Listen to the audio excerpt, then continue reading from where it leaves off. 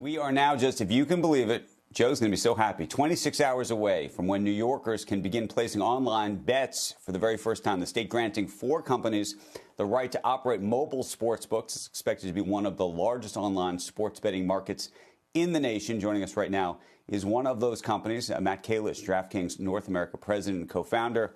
Good morning to you. This is a big day, I imagine, for DraftKings, no? Yeah, it's a highly anticipated day, for years since we launched our sportsbook in New Jersey back in 2018.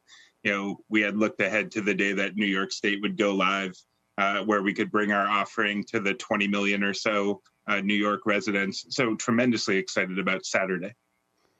What kind of pressure or what does New York represent in terms of what it does to other states in the country in terms of opening up?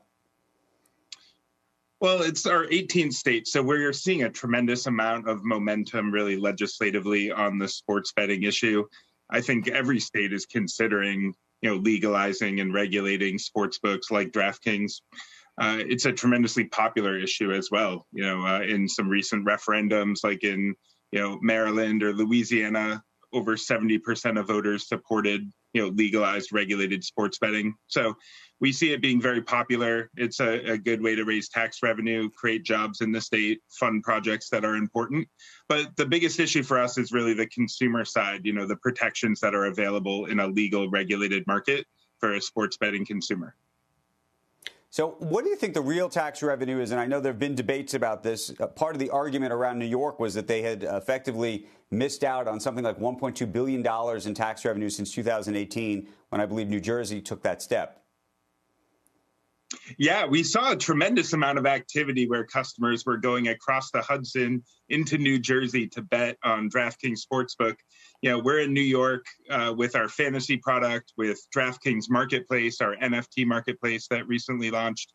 So we have a big audience there, and we saw a lot of them sort of going across the border into New Jersey to play. So I think that this will maybe cause a little bit of a different dynamic there. You just mentioned NFTs, by the way, and we had a conversation, I don't know if you were listening in the last segment, about GameStop. Do you believe there's like 1 or 2 or 3 winners in the NFT space ultimately, or do you think that there's going to be many, many, many, many dozens? Yeah, I saw the GameStop news. I guess the GameStop haters lose again, because that's tremendously exciting for the holders. I guess what I would say is it's too early to say who's really going to do something interesting in the blockchain space or an NFT. There's a lot of companies making early plays. Like you've seen DraftKings launch our marketplace. Coinbase has some intention there. Even organizations like Nike or Adidas have started making plays. So I think it's too early, and the innovation's really just starting. It's something I'm very passionate about personally, and I think it has a tremendous amount of consumer interest and interest in culture.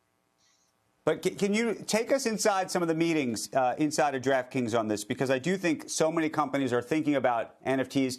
Everybody sounds like they want to have a quote-unquote marketplace of some sort.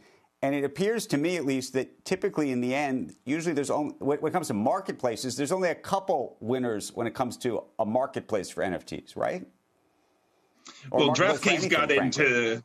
Yeah, DraftKings, their origin of doing the NFT marketplace was really that we have over 10 million customers who are currently using, whether it's fantasy sports, DraftKings Sportsbook, like we're launching in New York on Saturday, our iGaming platform. So starting with that initial, large audience gives you a big advantage in any marketplace business. And I think the launch of DraftKings Sportsbook in New York will just further grow that audience.